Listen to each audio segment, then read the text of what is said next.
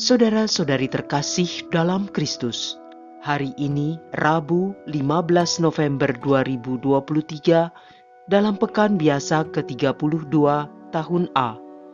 Bacaan dibawakan oleh Margareta Ivon, Mazmur dilantunkan oleh Helena Injonata Kosumo, dan renungan ditulis oleh Frater Andreas Mariano. Selamat menekuni Sabda Allah. Marilah mewujudkan kebaikan bersama untuk hidup dalam damai dan sejahtera.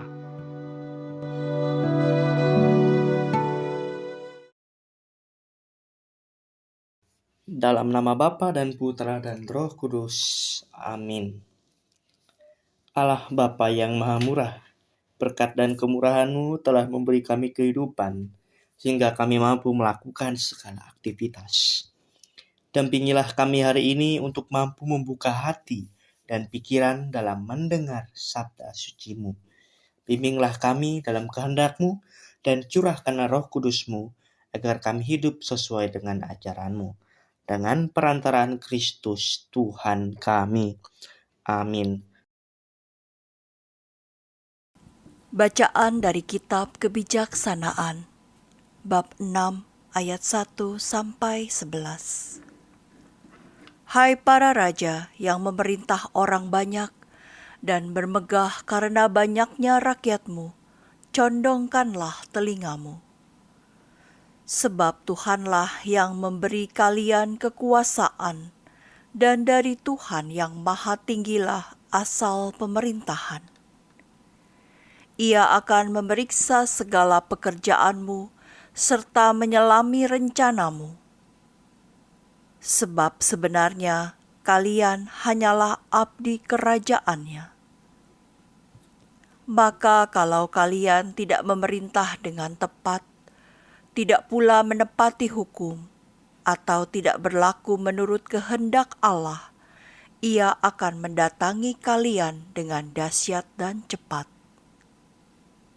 Pengadilan yang tak terelakkan akan menimpa para pembesar.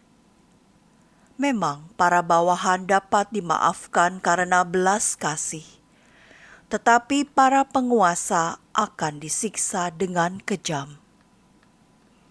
Tuhan yang Maha Kuasa tidak akan mundur terhadap siapapun, dan kebesaran orang tidak dihiraukannya.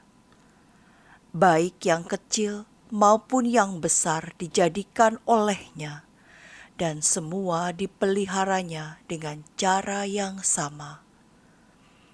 Tetapi terhadap para penguasa akan diadakan pemeriksaan yang keras.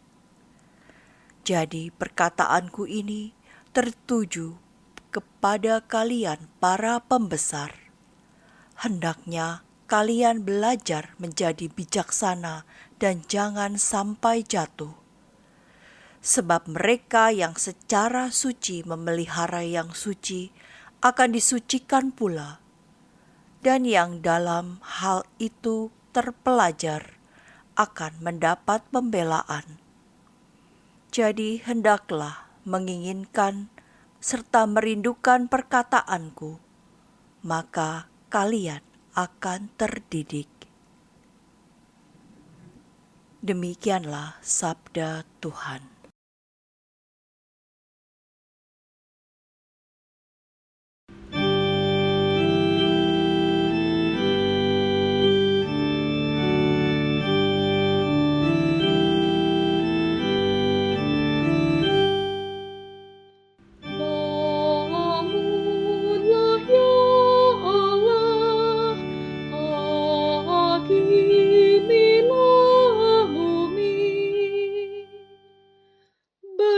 Keadilan kepada orang lemah dan kepada anak yatim. Belahlah orang sengsara dan orang yang kekurangan. Luputkanlah orang lemah dan miskin. Lepaskanlah mereka dari tangan orang fasik.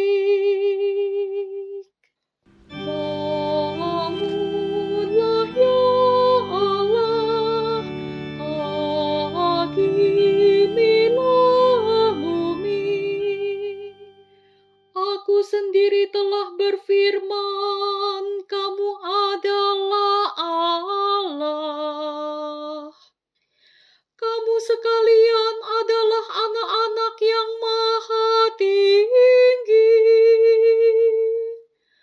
Namun kamu akan mati seperti manusia.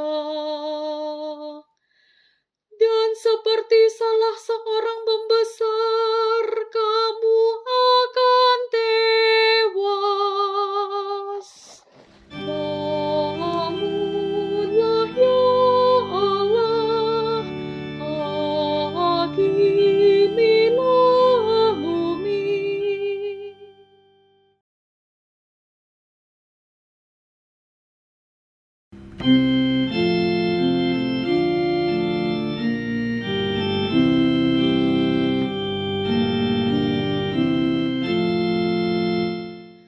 Haleluya, haleluya, haleluya.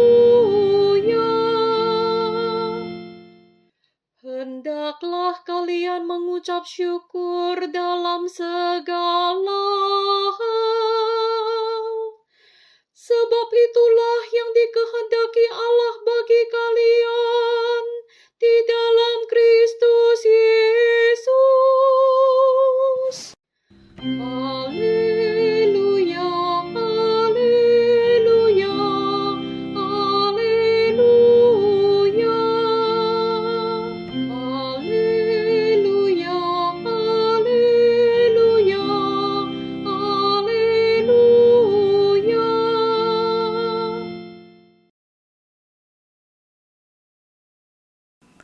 Inilah Injil suci menurut Lukas, bab 17 ayat 11 sampai 19. Dalam perjalanannya ke Yerusalem, Yesus menyusur perkotaan Samaria dan Galilea. Ketika ia memasuki suatu desa, datanglah 10 orang kusta menemui dia. Mereka tinggal berdiri agak jauh dan berteriak, "Yesus Guru, kasihanilah kami." Yesus lalu memandang mereka dan berkata, "Pergilah, perlihatkanlah dirimu kepada imam." Dan sementara dalam perjalanan mereka menjadi tahir.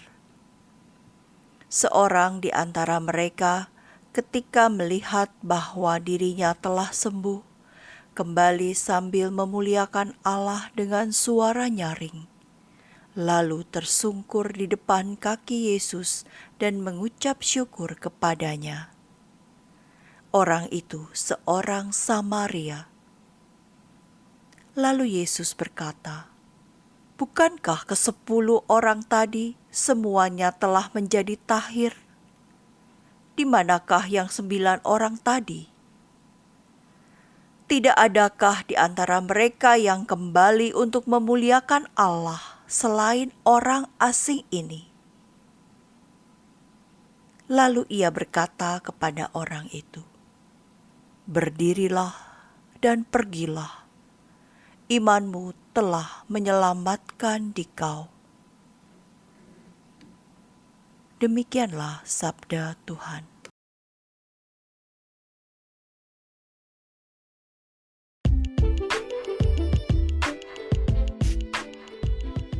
Imanmu telah menyelamatkan engkau. Renungan dibawakan oleh Frater Andreas Mariano.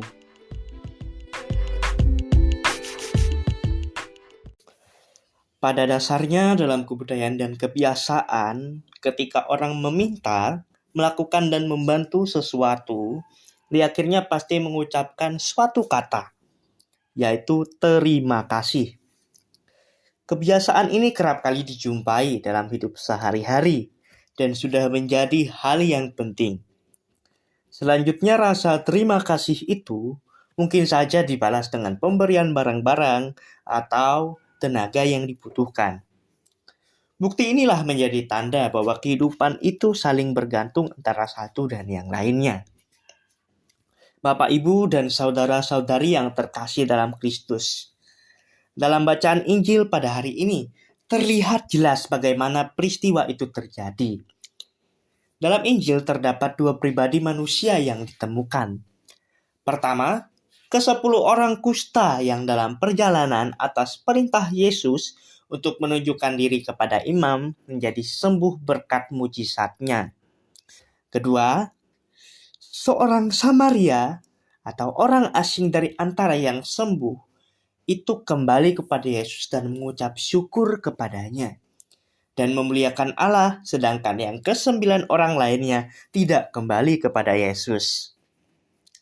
Bapak, Ibu, dan saudara-saudari yang terkasih dalam Kristus, dari 2 hal ini kita dapat menemukan banyak hal tentunya. Pertama, semua orang yang sakit kusta mengalami anugerah kesehatan dan kesembuhan dari Allah. Bagi orang zaman itu, sakit kusta bukan hanya menjadi penyakit fisik, tetapi juga berpengaruh pada mental dan hidup orang tersebut di dalam masyarakat. Dari penyakit itu, si penderita lalu mengalami isolasi sosial yang berkepanjangan. Kedua, dari 10 orang yang sembuh, hanya 1 yang kembali sebagai tanda kerendahan hatinya dan ungkapan syukur atas anugerah yang diterimanya. Tentu hal ini menggambarkan sikap iman yang benar, dan oleh imannya si kusta memperoleh apa yang menjadi kebutuhan hidupnya, yakni kesembuhan. Ketiga, si kusta bertemu secara pribadi dengan Yesus. Pertemuan pribadi ini merupakan saat-saat yang istimewa. Si kusta bersyukur, tidak hanya memberikan ucapan terima kasih, tetapi juga ia mengakui bahwa Allah hadir dalam hidupnya. Kehadiran Yesus inilah yang memperdalam hubungannya dengan Allah. Oleh sebab itu, ia mengalami kehadiran itu. Ia pun pulang dengan penuh iman. Dalam bacaan pertama, kita juga mendengar Bapak, Ibu, dan saudara-saudari yang terkasih dalam Kristus, ada banyak nasihat-nasihat dan mengatakan bahwa pertobatan itu akan membawa keselamatan. Hal ini perlu disoroti bersama. Meskipun manusia mengalami kehancuran moral dan rohani, Allah tetap memberikan kesempatan untuk bertobat. Sebab keselamatan itu ada jika hidup sesuai dengan kehendak Allah. Selain itu juga, syukur adalah syarat mutlak untuk mengasihi Allah. Hal ini mengingatkan bahwa menghargai anugerah Allah adalah suatu respon yang tepat dan menunjukkan pengakuan atas kealahannya. Maka dari itu, kita semua diajak untuk selalu hidup dalam kasih Allah. Sebagai pertanyaan yang kita bawa sebagai tantangan hari ini adalah, bagaimanakah relasiku dengan Allah pada hari ini? Apakah aku sungguh menghargai anugerah Allah? Mau menjadi pribadi seperti apakah aku? Seperti orang yang kembali kepada Yesus atau yang ke-9 orang lainnya? Semoga pertanyaan ini dapat membantu iman Anda sekalian. Semoga Allah selalu memberkati kita semua dalam kasih-Nya. Amin. Dalam nama Bapa dan Putra dan Roh Kudus. Amin.